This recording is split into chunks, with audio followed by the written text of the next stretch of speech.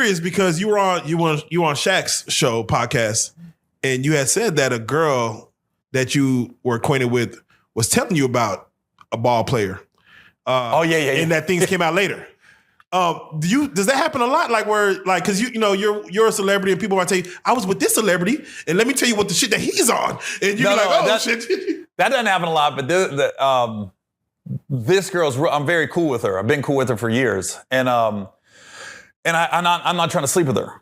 So I think I'm on that beyond friendship level where she's just like telling me, like I'm talking to my boys with her. So she told me, I was like, oh my God. But her stories were so great. It's like, please tell me more. And I'm sitting here eating salsa like, God damn. These were great stories. Right. Let's go on another. No, so that brings me to another. Have you ever been talking to a chick and she just told you some shit you just did not want? Like, yeah, I was with such and such. I didn't need to know that. That wasn't information that I needed. I don't know, maybe. I don't know. I can't really think. I don't know. I have to think about that one. You have been honest on your podcast, and you have been touching on your, your children, the woes that you were kind of going through, and kind of what I see you when you're speaking it, like it does fuck with you, but I don't see you wearing it so much. Like, let me just show the world that I'm fucked up about it. But you're speaking in a sense that other fathers might be going through the same thing. I want you to kind of break down because, people always think the grass is greener in Hollywood to where like money and success and fame is supposed to make everything work perfectly. And they don't see those times where like when you tell a story about trying to go to your daughter's graduation and she just kind of doesn't want you there because of maybe the communication barrier. Tell us that part of it from let's just say a celebrity standpoint to where you have to deal with these human factors that technically us regular Joes are probably dealing with the same thing as well. Yeah, well, it's catch-22 as a comedian. We're gonna be gone. That's part of the deal. But you get the life you have because we are gone. We can't have it all. I can't make like a decent amount of money and give you everything you need so you don't have to struggle and still be there. If I'm home, I'm not making no money. You know what I mean? So it's like, I don't know. It's like, it's difficult to grasp. Like it doesn't wear on me like, oh my God, I'm just depressed all the time. It's more like, I know, and I think deep down my kids know. They know I was there when they was growing up. They know no matter what was going on in my life, they came first. So in that aspect, within myself, I validated my being a father. And it's weird how everything was fine until the divorce happened.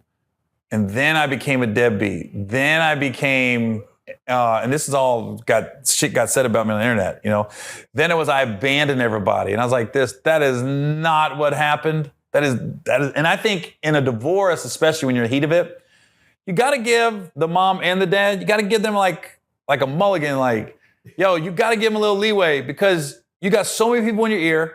You got so many people telling you what you should be doing. Your lawyers, your girlfriends, my dudes, everybody, her girlfriends are telling her to do this. My dudes are telling me to do this. My lawyers tell me to do this. Her lawyers telling her to do this. And I'm like, in the end, it's like, okay, once the dust settles, we're decent human beings. I'm a decent human being. Their mom's a decent human being. And look, whatever you want to say, like the relationship with the kids, we did our jobs. Nobody has a police record.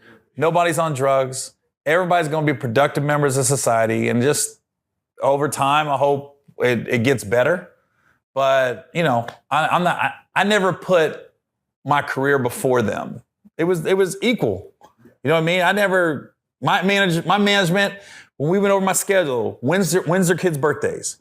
What events do they got to be in? Like if there was a recital, a basketball game, things like that, I was like, okay, I got to get back. I got to make it. That's you and your wife speaking, or you're like your manager? Or? Manager, me and my manager. Like we would literally, okay, what day is Austin's birthday? What day is Kennedy's birthday? Emilio's birthday? Like, okay, so you can't work that day.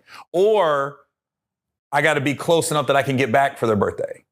Like one time I was in Pittsburgh and we lived in Cincy. So we met in Columbus so I could be there for my son's birthday. So I was there. We went out to eat, got a cake, and did the whole birthday thing. And then I drove back to Pittsburgh. So do you think that fucks up the kid though? Like, I'm just curious. Like, Dad, I got to see Dad for a second. Like you said, you can't live this life without me having to go back to work, like a football player. Or like hell, even if I was in Iraq. Mm-hmm. Do you think that messes up a kid though? Like when they see like, oh, Dad was here and then he left, or do you speak to the kid saying, this is what I'm doing it for you? But that's all they knew. Okay. When I was little, they thought I was a pilot because they always see me at the airport.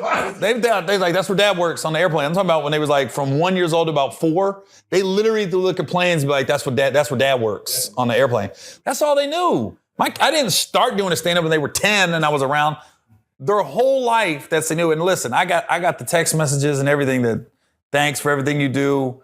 You're a great dad. Hey, we had a reality show. You know what I mean?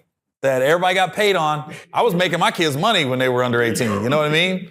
So it was like, yeah. I was like, I know deep down, it's like, all right. I think as you can always say I could do things different. And you always be like, beat yourself up about stuff. But I was like, I read a quote where they said, when you go through a divorce, when your kids are younger, they idolize their dad. Then when the divorce happens, they demonize them. And then when everything settles, they humanize them. So yeah, the human factor came in. Yeah, it's like this. I filed for divorce. I was trying to keep it private. And then that didn't happen when she went down to LA and got on TMZ and everything. That's still the one thing that's curious to me because we didn't live in LA. So she went down to LA and filed in LA County Court. And I'm going, there's only one reason. It's because you want it to be out there on social media. And I was like, so then it came out that I cheated. And that's why we got a divorce. I go, no. Now, I did cheat, but that's not why we got a divorce. I could have continued to cheat and just lived that separate life, but I just got to a point where I go, yo, I just can't do this anymore. I got to stop living this lie, because we just became roommates. That's what it was. Yeah. The passion was gone. We were there, but it was just like, we were just roommates. Yeah. And I was just like, I honestly... Yeah, I didn't want to do it anymore, and deep down, and she'll probably say this too, she wasn't happy either. We was cool. Kids never saw us arguing. We weren't that kind of couple. We didn't argue in front of kids, but it was just, so I think, especially for my kids, that hurt them because they're like, damn, Dad cheat on Mom. You know what I mean? So that had to hurt them. We interviewed Pimpin' Ken. Wow, what a segue. What a segue. This show is amazing. He said... Not TD Jakes? Yeah. That's coming soon. He said that 95% of men cheat. Do you believe that? I would say yes, up to a certain age. Don't ever... I would tell anybody, women don't ever marry a man in their 20s. You might want to wait a little bit. Let us get all that out of our system, but especially don't marry no dude with any kind of power or money in their 20s. We need, especially when you talk about ball players, rappers, comedians, things like that. I go, dude, we got a lot coming at us. Social circles, women that we never could attain before this are coming at us. And it almost goes back to Ron White had a funny joke about Tiger Woods. He was like, he said, yo, that man cheated on his wife with 18 women. He said he had 80,000 trying to sleep with him. That's a 98% success rate.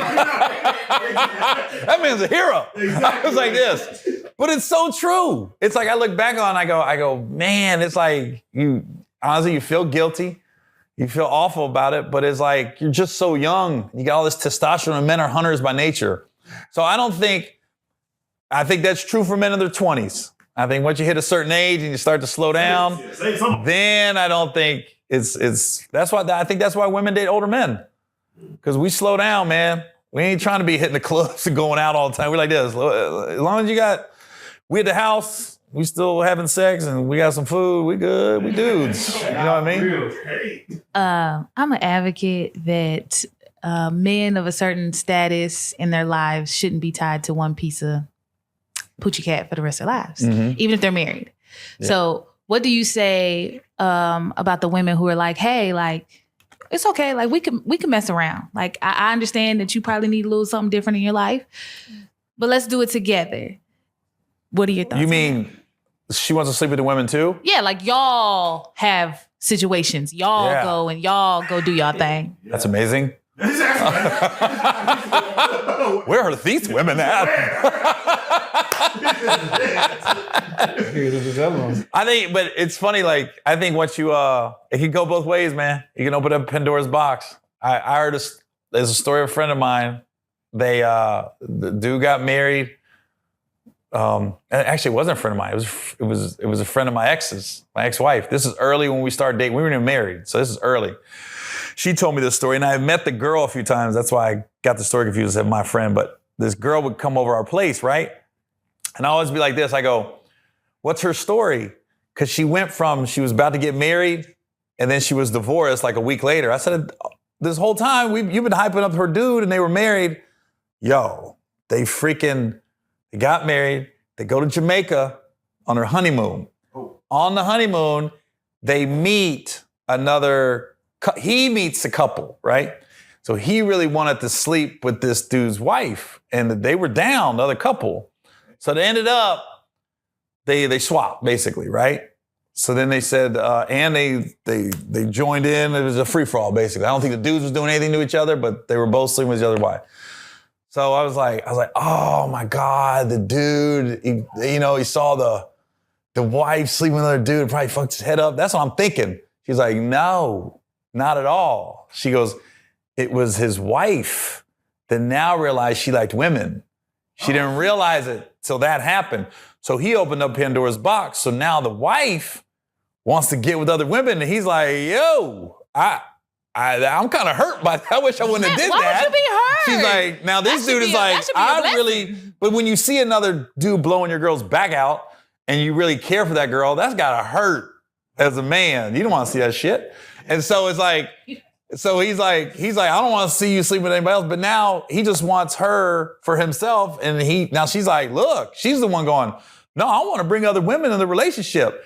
And he didn't want that no more. Or he just wanted one time off. So dude fucked up the whole marriage because he didn't realize he opened up his wife to something she didn't know she liked. So I'm like this, just be careful, fellas. That's all I'm saying.